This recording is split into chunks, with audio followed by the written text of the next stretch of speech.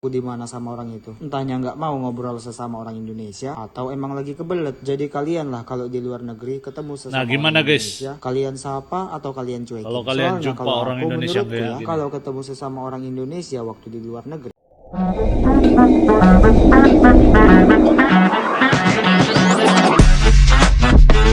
Yo, kumaha damang, salam silaturahmi good people. Ojo lali di subscribe yo channelku. Assalamualaikum kumaha damang good people. Sampurasun sareng wilujeng sumping ke channel abdi saya BDT dari Borneo Sabah akan menemani kawan-kawan dalam episode reactions kali ini. Guys, bagaimana guys? Kalau kalian kerja di luar negeri dan ketemu sama orang Indonesia tapi dicuekin guys. Jadi gimana guys? Apa pendapat kalian dengan orang-orang Indonesia yang kayak gini guys?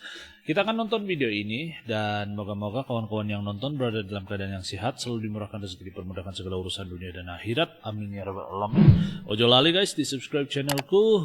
Dan tanpa berbasa-basi kita sama-sama nonton isi kandungan video ini seperti apa pengalaman orang Indonesia kerja di luar negeri guys. Let's go. 1, 2. Pernah nyapa sesama orang Indonesia waktu tinggal di Jepang tapi malah dicuekin. Jadi dulu waktu tinggal di Jepang pasti kan jarang tuh ketemu sesama orang Indonesia. Apalagi kan tinggalnya di daerah pedesaan. Jadi dulu tuh aku tinggal di Jepang di daerah Ibarakinya. Pasti kalian tahu sendiri kan Ibaraki kayak gimana. Ibaraki. Mau jalan-jalan lah aku sendirian kan di daerah Tokyo. Sebelum sampai Tokyonya pasti kan harus naik beberapa transportasi dulu. Naik bus lah waktu itu dari apartemen sampai stasiun. Waktu naik pertama kali ke dalam busnya ketemulah sama orang Indonesia di dalam bis itu. Pertama sih belum mau nyapa orangnya. Cuman aku kan penasaran karena di situ kami juga sama-sama pakai masker. Tapi kalau dilihat dari stylenya, aku tahu kalau itu orang Indonesia. Waktu udah sampai stasiun, samanya kami turun dari bisnya. Ketika udah turun dari bus, ku tanya sama orangnya, masnya orang Indonesia ya? Dan jawabannya cuma nganggukkan kepala. Ku tanya lagi kan orangnya tinggal di mana? Tapi orangnya di situ langsung cepat-cepat ke toilet. Nggak tahu lah salahku di mana sama orang itu. Entahnya nggak mau ngobrol sesama orang Indonesia atau emang lagi kebelet. Jadi kalian lah kalau di luar negeri ketemu sesama Gimana guys? Indonesia, kalian sapa atau kalian cuekin? Kalau kalian Soalnya jumpa kalau orang aku Indonesia menurutku kayak ya, gini. kalau ketemu sesama orang Indonesia waktu di luar negeri, pasti ku sapa orang-orangnya karena dari negara yang sama. Siapa tahu suatu saat butuh bantuan, pasti bisa saling bantu. Korema de ni minasang, mite kurete arigatou gozaimasu. Ja matane.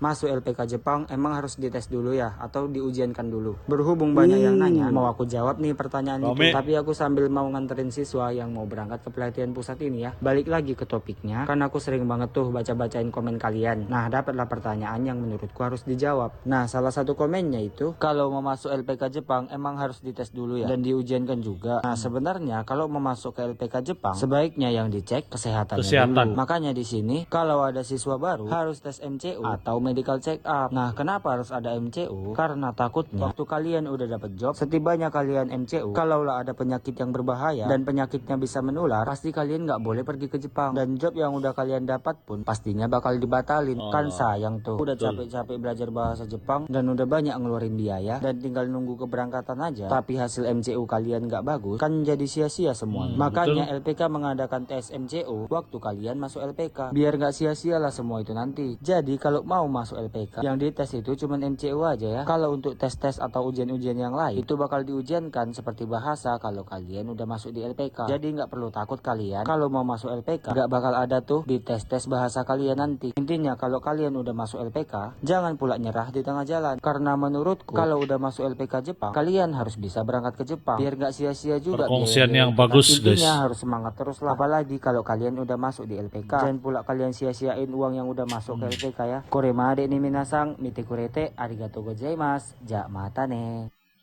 Ya, mata. Setelah kurang lebih 5 tahun kerja di Jepang, akhirnya bisa pulang ke Indonesia dan bisa ngerasakan pelukan orang tua. Mau berbagi pengalaman sama kalian tentang kepulanganku ke Indonesia tahun kemarin. Mungkin sebagian dari kalian udah pada nonton kan videoku yang 5 tahun kerja di Jepang dan yang akhirnya bisa pulang ke Indonesia. Jadi waktu aku pulang ke Indonesia, bener-bener sendirian waktu pulang ke Indonesianya. Dan waktu itu juga aku nggak nyangka bisa pulang ke Indonesia karena mungkin udah terlalu lama di Jepang. Tapi kan dulu aku sebelum berangkat ke Jepang pun ngerasakan juga hal yang sama kayak gini. Kayak ngerasa nggak nyangka aja bisa berangkat ke Jepang dulu. Sampai terbayang-bayang mana lah nanti kalau udah sampai Jepang ya. Padahal di situ waktu itu aku sempat pernah dipulangin dari LPK dan hampir nggak diberangkatin ke Jepang karena masalah handphone. Dan setelah kerja 5 tahun di Jepang, nggak kerasa aja sih. Ternyata waktu di Jepang itu cepet banget. Sebenarnya waktu aku di Jepang 5 tahun itu kayaknya pun cepet kali. Karena tiba-tiba musim dingin, musim semi lah, musim panas, tiba-tiba udah jumpa lagi musim gugur. Makanya 1 tahun itu pun nggak kerasa di Jepang. Nah ini udah kalian lihat kan sendiri. Kalau aku bener-bener pulang sendirian dan bangku pesawat pun sebelahku nggak ada yang isi. Jadi waktu terbang pesawatku jadikan tempat tidur lah itu kursinya. Dan nggak kerasa tiba-tiba udah sampai Malaysia. Karena aku dapat pesawatnya yang transit Malaysia. Sekitar 7 jam lah aku dari Jepang ke Malaysia kemarin. Nah ketika berangkat lagi dari Malaysia ke Jakarta, masih nggak nyangka soalnya kemarin masih ada di Jepang. Ternyata pagi-pagi udah sampai Indonesia. Ternyata kota Jakarta ini bagus sekali ya dari atas ketinggian. Kayak Jepang gitu gedung-gedungnya. Nah habis dari Jakarta langsung lah aku tembak ke Medan. Di sini aku ngerasa sedih kali lah. Karena nggak nyangka setelah 5 tahun kerja di Jepang bisa sampai ketemu orang tua lagi. Di sini aku cari-cari dulu bapakku. Soalnya kata mama, bapak yang nungguin aku di depan. Pas udah ketemu sama bapak, langsung keluar sendiri air matanya. Apalagi waktu itu pas ketemu sama mama, masih nggak nyangka setelah sekian lama akhirnya bisa ketemu sama orang tua. Di sini pun mamaku masih sehat banget, cuma kakinya aja yang katanya sakit. Dan saat itu juga aku ngerasakan ternyata kayak gini pelukan sama orang tua ya. Mudah-mudahan kalian semua juga yang lagi di perantauan pun semoga bisa ketemu sama orang tua lagi ya. Dan waktu di perjalanan pulang langsung diajak sama mamaku makan bakso. Korema dek ni minasang mite kurete arigatou gozaimasu. Ja mata ne.